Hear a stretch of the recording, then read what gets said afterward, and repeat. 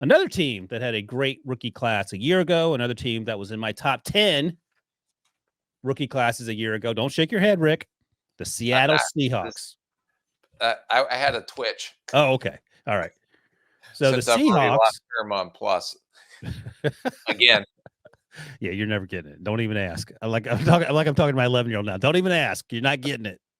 So 2 first-round picks. They got Devin Witherspoon, which we've talked to death about this. That was a surprise, given that we thought maybe Jalen Carter or Tyree Wilson or someone else might be in the mix. Then they came back and got Jackson Smith and Jigba. Also a surprise. And this draft with the first 2 picks was similar to the Lions in that the picks that they made were shocking, but also you could see how they fit into those football teams, and it'll help them out right away. Derek Hall, edge rusher out of Auburn in round 2. Zach Charbonnet, more depth behind Ken Walker, the running back out of UCLA. Anthony Bradford, the guard out of LSU. Cam Young, who you talked about previously, you like his game. The defensive lineman at Mississippi State in round 4, followed by Mike Morris, edge rusher out of Michigan. Mike Morris looks great coming off the bus. I wish he played with a little more grit, as you like to say. Then his teammate Olu Atimi, the center out of Michigan. He'll have a chance to play pretty soon. They need some help in the middle of that defense. And Cherrick Reed, the safety out of New Mexico. And finally, Kenny McIntosh, running back. More depth there out of Georgia. Yeah, Olu Atimi is an offensive center, so he's not going to help very much on the defensive side of the ball. Oh, help on the offensive side of the ball. He'll have a chance to start there. What'd I say? Is that, you said defense. Debo, is that sarcasm when I correct him? I mean, the tone, it wasn't nice. I think that's a definition of sarcasm. Can you send me a definition of sarcasm from the dictionary?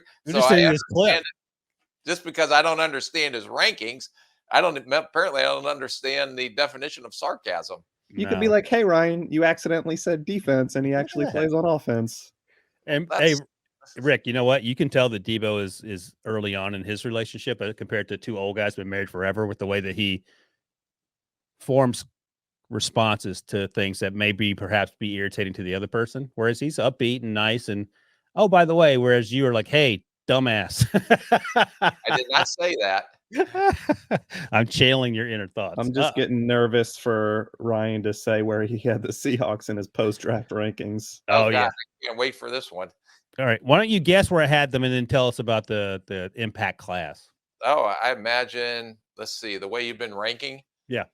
I would say 25. Too high. 29th. Go ahead. Okay. Yeah, they got a starting corner. They got a starting slot receiver. They got read the instructions. Help them. Charbonnet is going to definitely be an impact because of Walker's durability, but the 1-2 punch, he's going to play a lot. Bradford, I wasn't as high on. Cam Young's going to help solidify the interior of that defensive line to go along with Draymond Jones. Mike Morris, if he does get some fire in his belly, can be a very good player. You can't deny the production he has. You just wish he played harder every snap. And someone pointed out to me, just like Mozzie Smith, those guys play 70, 80 snaps a game. So that's a good point. Yeah. So if they're in a rotation or playing 30, 40 snaps a game, maybe you see the energy and effort that you wish you would saw on some of the games that we evaluated. So, and I think this is, again, they're going to get a lot of impact players just like they did last year. I don't think it is as good. I would rank them out of my top 3, Lions 1, Panthers 2, Seahawks 3.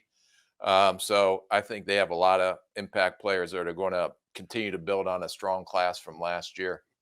Let me ask you just a general question here. Do you think Kenny McIntosh makes the team? I thought he was solid. He didn't run very fast. I know he has receiving skills out of the backfield.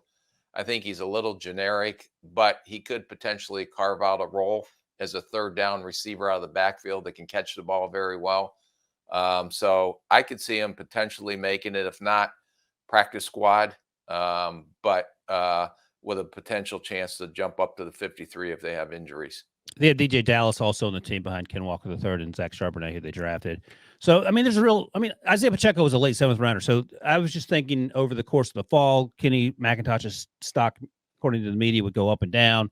There's some talk that he might go top 100, which I always felt a little rich. End up going late 7th. So, we'll just see how that plays out. All right. So The difference between him and Pacheco is Pacheco had one unique trait: speed. yeah, he was a burner. And he was Yeah. he looked small at Rutgers. He is not small. I think he's 215, maybe. He might be bigger than Right. that. He's thick. Right. But he has one unique physical trait that McIntosh doesn't have, Right. and that's the speed.